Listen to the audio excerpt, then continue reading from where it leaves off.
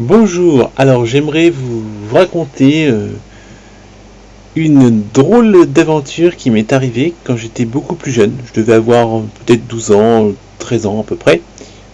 Euh, Et ma mère avait un agenda et elle était partie faire des courses. Mais c'était un agenda avec à peu près 365 pages, enfin autant de pages que de jours de l'année. Il y avait une page complète, là, ça avait pratiquement la taille d'un cahier, son agenda. Je sais plus ce que c'était comme agenda, enfin bon, c'est il y a longtemps. Et ce qui s'est passé, c'est que quand ma mère est partie faire des courses, je me suis dit, ben, je vais voir son agenda et je vais aller noter quelque chose dedans, comme ça. Alors, on était à peu près en février, et moi, je suis allé carrément beaucoup plus loin. Je suis allé au mois d'août. Je suis allé le 2 août, et là, je me suis dit, pour rigoler, j'ai marqué des trucs un peu fous.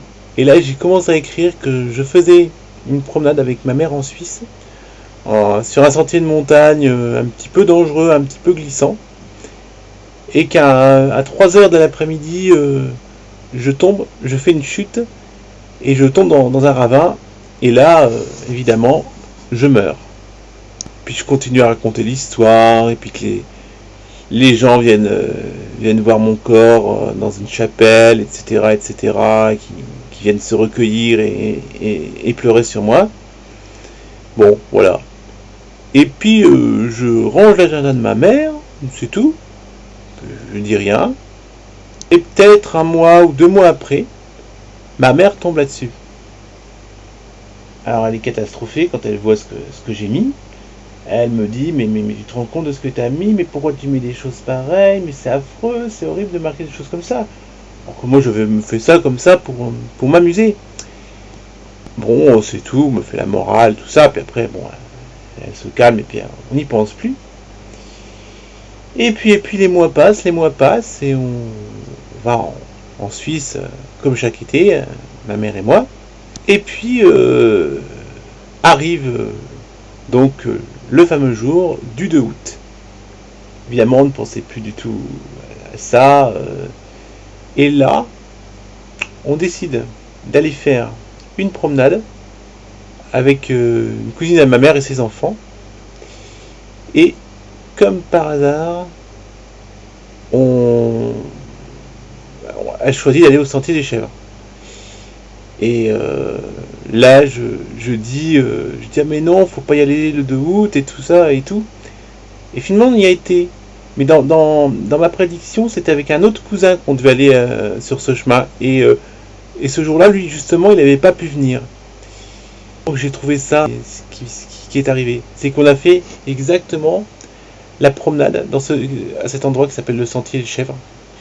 Et on a fait cette promenade. Il y avait plus de cousins parce que c'est une cousine à ma mère qui avait 3-4 enfants. Plus moi, ma mère, plus un de mes autres cousins. Voilà, donc on était quand même pas mal. Tout s'est très bien passé. Alors, évidemment, mes cousins ont rigolé quand je leur ai raconté ça. Mais n'empêche que c'est bizarre. C'est bizarre. J'ai fait la promenade le même jour, alors que j'avais dit ça des mois, 5-6 mois avant, hein, en février. J'avais noté ça dans le calepin. Ça m'a vraiment, je me suis posé des questions. Moi, j'avais vraiment fait ça pour rigoler, hein. Je pensais pas à mal, sauf que on a effectivement fait cette promenade le 2 août. Heureusement, il s'est rien passé. Je suis pas tombé. J'ai pas eu de chute. Mais c'était quand même un drôle de hasard, j'avoue. En fait, on aurait dit que le calepin était une boîte de Pandore que j'avais ouvert. Et ça m'a vraiment marqué. Ma mère aussi a dit oui, c'est vrai, c'est bizarre. Et là, j'ai compris que je pense que j'avais des capacités à voir, peut-être prévoir les choses. Et ma mère ne se souvenait plus de cette histoire, mais moi aussi je m'en souvenais. Peut-être c'est une morale, c'est de se dire que des fois, il faut pas plaisanter avec ces choses-là. C'est-à-dire que moi, c'était vraiment pour rigoler que j'avais marqué ça dans l'agenda de ma mère, et ça s'est réalisé en vrai,